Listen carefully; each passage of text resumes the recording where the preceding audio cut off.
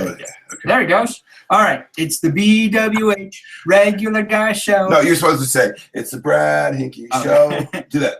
It's the Brad Hinkie Show. There you go. Keep going. Ask him a question. No, it's the BWH regular guy show, asshole. That's like going to be that's the start of the show. That's the lines. Okay. Hey, y'all. How you doing? What's today? Today is Wednesday. 14th. Okay. Welcome to the Brad Hinkie regular guy show. I've been moving. I am homeless. I had to take stock in my life. I'm moving. I'm alone. I have no one that offered to help me move. And I just feel poo-poo. But everything's good.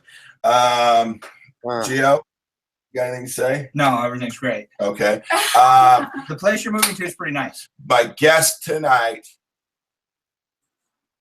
is the one, the only, Mike Houston from the what show? Orange is the New Black. That's yep. Right. He played your name is Dixon, but was that anything before? Yeah, CO. CO. CO Is that Dixon. like me? Yeah, you were like, you're CO Piscatella. I'm CO Dixon. But don't I rank higher than you? What shouldn't I be called something else? Yeah, you're taller CO Piscatella. Oh, taller CO. Yeah. Okay. All right. So Mike started on the show, I think episode 2 this year, season 5 or no season. You 4. mean like this season? When do I start? No, when did you start on the show? Oh, on the show, I was episode 3 of season 4 was when I started. And we shot early in the morning.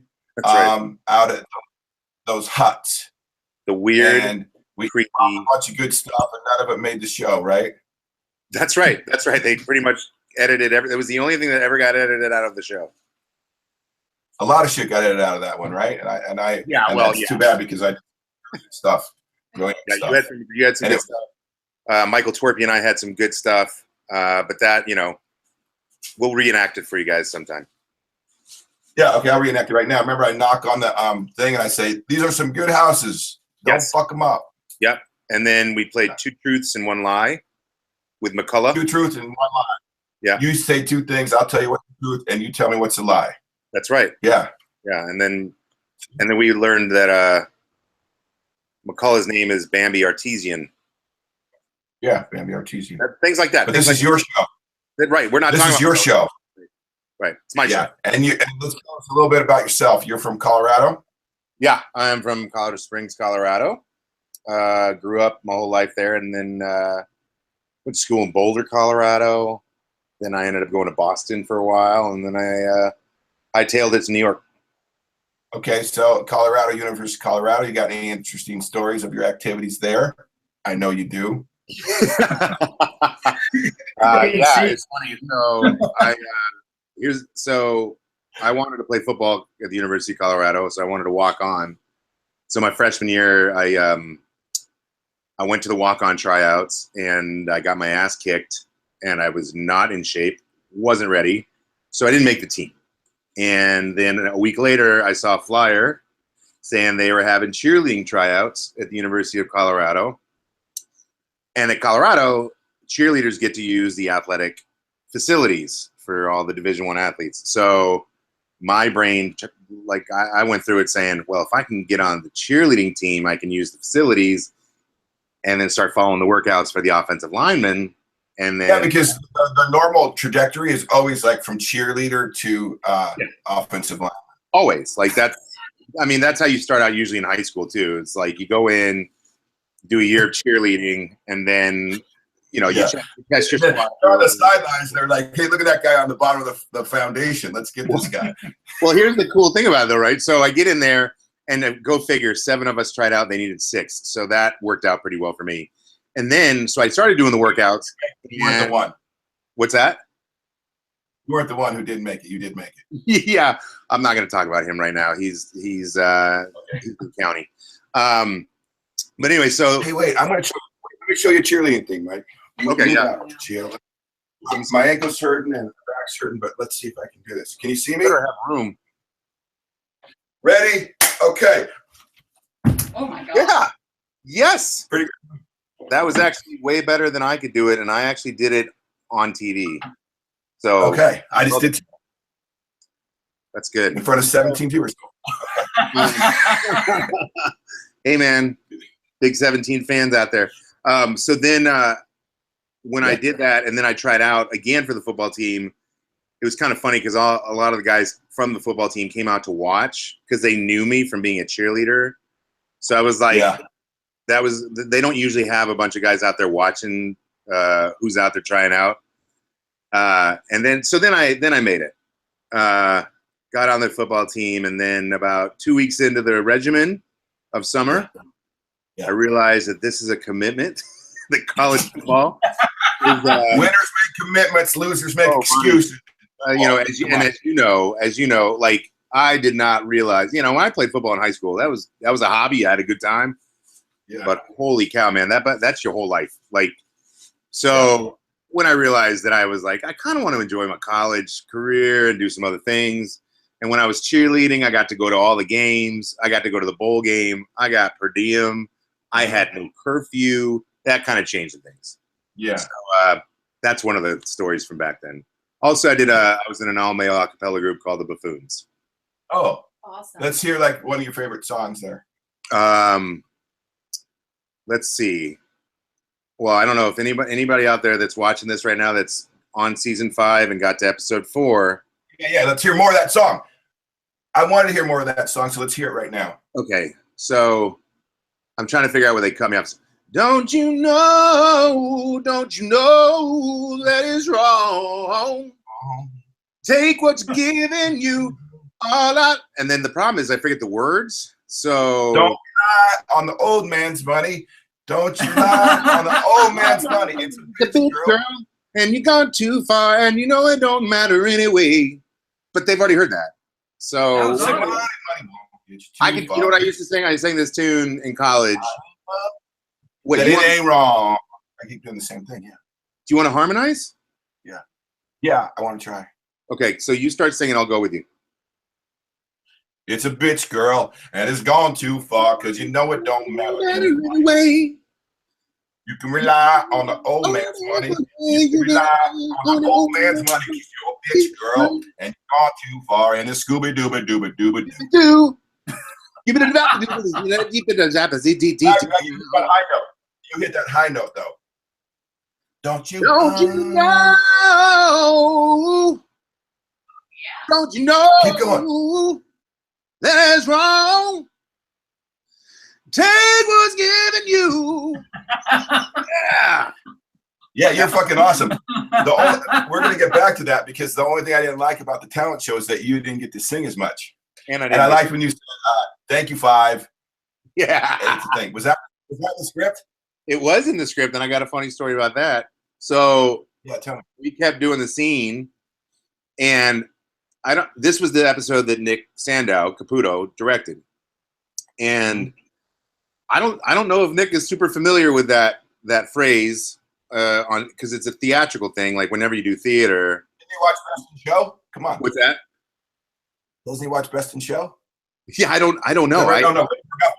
What I will say is, so when I was doing it, Nick came up and he said, "Hey, when she comes up and knocks on the window with a 5, say thank you, and then look at everybody and say 5. Like say thank you, and then we got 5 minutes." And I was like, "Well, okay, because he's my director, and I'm down to play his game." And then a lovely our writers came in, and then they kind of put it down the way it was supposed to be said, which is thank you, 5. So that was pretty funny, because it was like I just realized that Nick Sandow did not have that theatrical thank you, 5, because then I found out from a lot of the other actors that have been around for a while and doing this for a while that that's not something that's kind of newish. Oh, really? Not old school.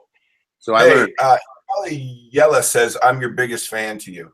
Come on, Kelly. Thanks so much. Yep. Shelly. Oh, Shelly. I'm Shelly. Do you think I should have said I love when Stratman stripped in the talent show? Who didn't? Like I felt something too. When he started. I mean, it was a little over the top. He's supposed to be over the top. He's supposed to be. Yeah, I mean, And plus, I think I still should. Garrett says Piscatella strip like Stratman. No. Well, I'm not going to strip like Stratman. All right, here we go. I Game can, on. I can do a little like this, and then I can come in here, and then I can drop it. Yeah. Yeah, I don't think that's what they wanted to see. Oh yeah, they want to see little. Oh look, I'm wearing my green underwear today. Oh my God. You see that? There you go. Look at that, thunder thighs. Family Boom. show, Oh, sir. boom. Nailed it. So Let me just break while we're talking about some of the people are writing in. They want to know if you guys would ever do a shirtless calendar for charity. Hell yeah. Oh yeah, okay. I wouldn't because he already did his. That's funny. We actually talked about that when we were doing the episodes. We started making a joke saying we should be doing a calendar with all the COs in our underwear. Actually, we should. I wasn't part of that, but we should. Yeah, I think it should. All right, so I just want to get back to your story. So you went to Boston, then you moved to New York to become a theater actor. Theater actor. Well, whatever I could do to just kind of get more training, and then wherever that would lead. When I was in Boston, I was doing a lot of commercials, and I was doing a lot of theater there. And then I thought I need to go somewhere to kind of hone my skills because I didn't study it growing up, but I did it growing up. I didn't study it, so I came here to do that, and then I got into TV pretty quick. And then was the Orange is New Black? Was that a big deal when you got it? Yes, that was. So tell me about that process. People are asking how you got a job on the show. Yeah, I was like, who's this other big guy coming in here? Who is this? It's kind of cool.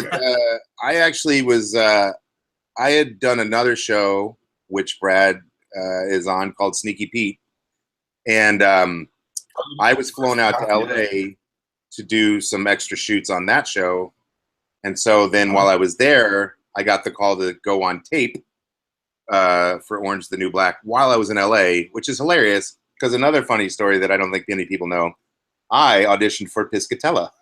No way! Yeah. So I had auditioned for Piscatella. So when I got the appointment for this, I think it was just going to happen. So yeah, that's how that went down. And then did you come close again? No, you got it. I know I got it. But like, were they saying like, "Hey, Mike, they're interested in you"? They thought. Oh yeah, no. I mean, I think that's why Dixon kind of came around my way, was because of that audition. They saw something. They were like, "Hey, this guy could probably fit in this world somewhere." And then, it's always interesting when you have an audition for a character where you're like, I am pretty close to this character in terms of like the temperament of the guy. Like he's kind of a hangout kind of guy. Doesn't do much. He's pretty lazy. Yeah, big time. Ate my donut, ate the jelly. Yeah. Remember? Yeah. I said, "Is there?" Yeah. Yep. And like eating all the time. Really just likes to sit on the couch. And I was like, this is perfect. This is me. I could do this. Well, that's a big compliment that you didn't get the one role, and then they're like, have him put himself on tape. They probably had you one. And it was, and then by you probably didn't feel old enough for Piscatella. Well, whether I was old enough or not, man, and this is, I'm telling you, you are unparalleled, Brad Hankey as Piscatella. Your presence is that guy. Nobody else could do it. You were the guy. Thank you, buddy. Thank you. You got it, man. I'm having a weird. I'm like trying to look at the camera, and then I look at you, and then I look at the camera and look at you. I just look right at you. I look right in your eyes. So we did that. Then we did that scene out in the garden where we're all standing there hot. Yeah. And I think that's when we started talking because we had like some downtime there. Yes. Oh yeah, when you and me and Michael were outside. Oh yeah. Like, did you play football? And I'm like, Yeah. Brad doesn't like to talk about it. and he loves to talk about it. Well, no, I get it. Like I see when someone does not want to talk, and so I leave it alone. But when I started hearing rumors, I was like, I do want to ask you about one thing. And not to go too into it, but I'm a big fan of a certain franchise, and yeah. And then Brad played for that franchise, so that was kind of awesome. But yeah, that was the deal. I only played football, I only made it for like a year and a half. So, which I felt was like a big failure. And then I've been acting for 20 some years. Yeah. So I'm always like, I do not want to be like a football player who wants to be on TV, because I'm an actor who played football. You know what I'm saying? And so I just never want to conversation about that. You don't think is serious, and who just like, you see people who they were some type of athlete and they were famous and they want to stay famous. Well, no one knew who the fuck I was when I played football. Do you know what I mean? So I don't want to be called that for this acting that I love. That's the only reason I don't talk about it. Yeah, man. I know. And that was the thing. We talked a little bit about it, and I get it. Like you put all this work in, listen, I worked for an internet company before I started acting. And I'll be honest, I don't want to be known for my internet prowess and my HTML coding. Like, I don't want to be known for that guy that became an actor because I was so famous at this internet company. I want to be known as the actor that can also do HTML coding if that's what you need. And by the way, if you need it, let me know. Right. But you also had a job on Sundays. You had a job on Sundays that you did for years that you didn't want to be known as either, as yourself. Yeah. Yeah. You know what I mean? Yeah, man. That's why when you said that, I was like, I get you. And that's why I never brought it up. Here's a good question that came in. They want to know, how does one start acting? How does one start acting? Find an acting class? Yeah, I'd say find acting classes. You know what the best thing you can do? Pick up a play. Just go to a bookstore, go on Amazon, find a play that you've heard of or that someone might recommend, pick it up, read it. This is the reason I'm saying this. Someone told me this the week after I got to New York, and I think it actually changed everything. Pick up a play, read that play. If you like it, find more plays by that writer, read those plays, find the characters you're drawn to, and no kidding, just start doing it in your living room. Start playing that character in your living room, and then start seeking See if you out. keep doing it. Yes. See if it becomes a habit, though. Yeah. You want to just start saying the words. You want to start putting your body into it just to see what it feels like. And then I would say, then you seek out, just an acting class here or there. And a lot of places, a lot of cities offer acting classes. If you have a school near you, they might have night classes, but that's, I'd say, one of the better ways to do it. Yeah. I think the cool thing about acting, like, you tell me what you like about acting. I like about acting is you let yourself feel things, think things, and be things that in your real life you may run from. Yeah. It's one of the things that actually, and I've been doing this for professionally now 12 years, and I'm still finding new stuff every single day that I have not yet explored. And one of the things recently that I realized is, there are a lot of things in human beings that aren't very pretty, quote unquote pretty or exciting, and it's kind of fun to challenge yourself to take on some roles, to find some of that stuff that's kind of hard to get at, and what might be ugly and dirty, and well, yeah, it's part of being a human. People say, like, on my Instagram, they're like, "Oh, how do you play that character? You're a nice guy," and I'm like, "Well, there's good and bad in all of us, and I just live in the more toxic part." Yeah, exactly. Like you in our everyday lives, the way that we go about, like we there's a spectrum, and we choose to live on the spectrum in this way. And that's the same thing with Dixon. Is, I if anyone's watched season 4, I say some things at the end of that season about my history in Afghanistan, and it was hard because there are some really kind of horrendous things that he participated in. Yeah, I remember that. Yeah, but when you do it, it's yours. You gotta find the truth in it. And so it was an interesting exercise and opportunity to wonder why someone would do something like that. And you never know, because you weren't in that situation. And right. There's a dynamic in that situation. You got to think about, hey, what did I ever do in my life in a situation where we all like ostracized the person, or we did this and I went along with it, or did something that I'm not proud of and I went along with it.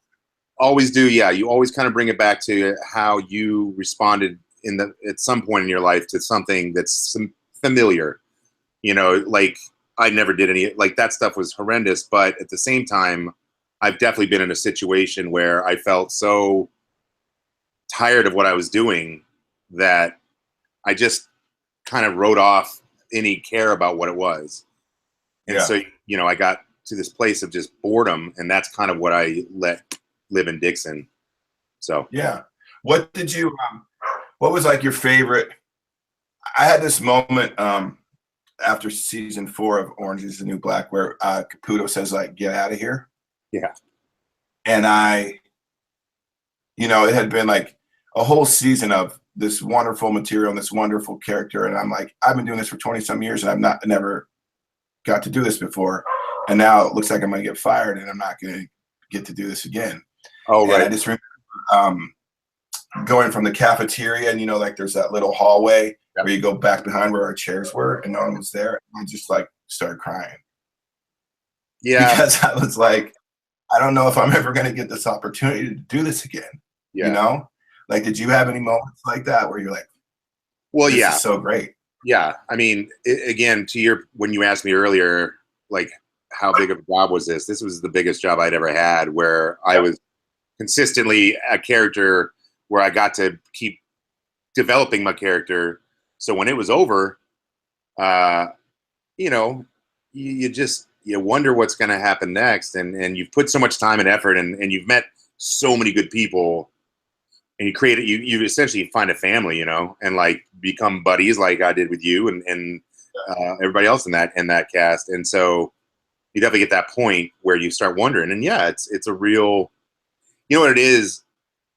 It's like, it's this crazy, it's almost like you're like on some sort of high, you know, when you're doing it. And then when the show's over, when you know that your character's done for that year, or if it's done and you don't know if you're coming back, you crash because. What I read in the script, like all the inmates get on the table and then the crusher says, we're not going to get down until Piscatella is fired. I'm like, why? Yeah, and that's what I love about you, Brad, because if you really think about it, it was like, of all the people in the show that had some comeuppance, it might be Piscatella. But at the same time, like, you might have thought you were done. I didn't think you were done. Because here's the thing, the one great thing about this show is they always see people through. Like, whether it's like you come back for a season later, like they give you resolution, so you know that there's resolution. So what was your favorite moment of this season for you as an actor? Like when you did the scene where they do the cavity search, you know, I thought this, okay, the fact, I just thought this is pretty fucking awesome. And I just thought you must feel very like powerful and confident to be like, fuck it. Do you know what I mean? It's like, I was so impressed. Yeah, man. Thanks. Yeah, that was a big moment. That was something that I knew when they asked me, where they mentioned, they said, read the script. Here's what we're thinking of doing. And yeah, it was a powerful moment because it was an opportunity to say like, no, this is what we do. This is our job. And you know, I had said, wait, one second, don't go until the show's over. You got like 5 minutes, then you can watch episode 9. Okay, sorry. But yeah, so I'm gonna go watch episode 9 now. We can't wait 5 minutes. That's okay. I mean, you're just gonna hear the most incredible part of the story, but miss it. But it's fine. But yeah, no, I just the point is that they've asked on this show for 4 seasons. They've asked so many women to participate and do these things and show their true selves and be themselves. And I just felt like, well, if you're asking them to do it, I'm not going to say, no, I won't do that, because it's not fair to them. It's not fair to the character either. It's not fair to the story. And I felt like that it was a pivotal thing for me. And it also changed a lot of things about Dixon moving forward in the show. But, you know, it's like people at home, like people look normal. Do you know what I mean? And it used to be right. Everyone looked like a model. And yes, and that was the other thing I wanted to say. Like, look, you're going to see my whole backside, my whole body, but like that's what human beings look like, you know. And that's. I saw my ass the other day in the mirror, and I was like, oh my god. Yeah, I'm Brad. old as shit. I'm sure you hated looking at your dad after you just But you know what I'm in front of us. but you know what I'm saying. You know what I'm saying? Though I just thought that was great. My I know you were favorite- so excited. Yeah. You know, my favorite scene though really was it's towards the it's kind of towards the end. Is I, it get, the one I have a bit of a freak out, and I enjoyed doing that a lot. Oh, okay. I haven't seen that yet. I haven't seen. Yeah, I mean, it's nothing major, but it was a fun moment of, because you know, as we see in the show, and I mean, I hope people aren't watching this that haven't totally finished it. But I will say out loud, spoiler alert, that you know, We're never gonna watch. we've been in that. Well, let's just put it this way: we've been in that bubble for 3 days, man, on that show, and you know, when we're shooting it, obviously we shoot a lot longer than 3 days, and so we've been in that space a long time, and to finally be able to express any frustration about that and put it all on the table was fun. That was awesome. I can't wait to see it. You know, you are. I know that, like, you know, like I said, I remember talking to you in that little area, not in the cafeteria, but in the in the little room. And and you're like, I want to quit this job that I've been doing for years on Sundays, and you know, it's just like I was like, this is so good to see this. First of all, you love acting. Yeah. First of all, you're talented and trained, and you work your ass off, and you put your heart into it. And it was so cool that at that moment you were like, I'm going to take a gamble on me. You know what I mean? And I was just really proud of you. You were believing in yourself, because I think you're so awesome. Well, and I would say that again to whoever the person that asked about being an actor. The one thing is that you got to commit to it. If you really want to do it, it's got to be the only thing that you possibly can imagine doing for the rest of your life. Like, I can't do anything but this, and I'll do anything I have to keep doing it. So if that means anything. Yeah, I mean, you know what? Yeah, anything. Yep. I mean, Good to know. Good to know. In case I ever found my confidence when I took my clothes off, so I'm good. Yeah, anything. Okay. Yeah. It's funny, like, and you have to like be active. Like Gio is a very good writer and actor, and he wrote this Wally's Wonderland. He wrote this script, and then try to sell the script, and then he went and made a short film. And it's like, yeah, you have to do something. That's Wally. I was Wally, by the way. Nice. Yeah, but it's like you have to do something active. I was shooting Bright all night long, and then I'd come and do Wally, and I would in between every take and do Wally, and he was awesome. But it's the same thing. You got to do something, because so many times you just sit in our apartment doing. You got to keep creating. You got to keep doing. You got to keep yourself busy. And I have a production company here in New York where that's what we do. We meet every week and on Monday nights, and we just work. You want to tell a story about someone who used to be in that production company and meet every Monday nights? Now you don't hear from her anymore, or do you not want to? It's not that I don't hear from her. It's just she got busy. Yeah. Okay. Amy Schumer is a founding member of our company, and yeah, she got busy. She did the Inside Amy Schumer. Hey, someone listens to you, doesn't he? What's that? I listen to your stories, don't I? Yes, you do. You do hear me. But she did put all this in that show, man, and like it was like a rep company for about 4 years, which was great. And then she found her footing and kind of became a voice, a big voice in this country, and went that direction, and which she should, and which everybody should. If you find that out, again, to her credit, man, that Amy never ever stops creating or working. She's always doing, always making. That's awesome. Yeah. This guy, Haley Frankie, says an acting workshop in, let's see, New York. Mike may do that. I will never teach 1 more second of acting the rest of my life. I taught for 8 years, 3 times a week, and 1 more second would suck the last bit of life out of me, and I would die immediately. But if you want to take class from Mike, he might do a workshop, because he's fucking awesome. There's a possibility.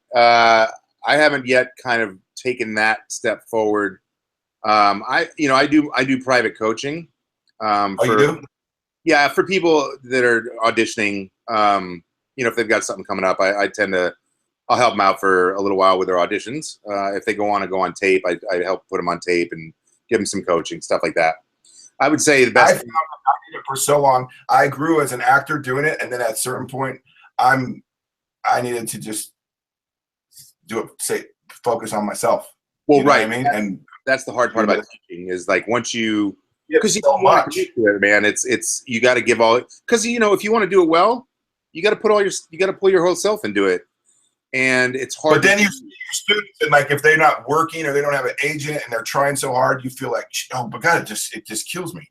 Yeah. I mean, I have friends. I have amazingly talented friends who I watch every week, and I'm like, how in the world is this person not getting those fruits? But yeah, I saw that too. Yeah, that's to anyone that wants to do it, man. That's how this works, and you gotta be willing to do it for free. That's also the other thing. You have to want to work for free. Yeah. And if you have that attitude and you keep putting in the work, things will come your way. And they're coming your way. They're really coming your way for you. I'm so proud of you. Every time he texts me, I just pick up the phone and call him and say, it's the best. Let's just have a chat. It's the best. Let's just have a chat, my friend. Yeah. So congratulations on everything. Thank you for being on the show. Yeah, dude, thanks for having me on this new thing. About you, Orange, anything? What? Anything else you want to say to all your fans? I would just say thank you, Brad, Hanky, for being such an inspiration in this whole thing. Because the one thing about Brad, everybody, is this is one of the most positive people I have ever met in my life, and is just always a good cheerleader. I'll use that term. Yeah. But yeah, thanks for watching the show. It's been an incredible experience, and I wouldn't have any other way in my life. And so, yeah, it's just been awesome. So, well, I just want you to know, I'm not a bullshit cheerleader. I cheerlead you because you're so fucking awesome. Yeah, I appreciate it, man.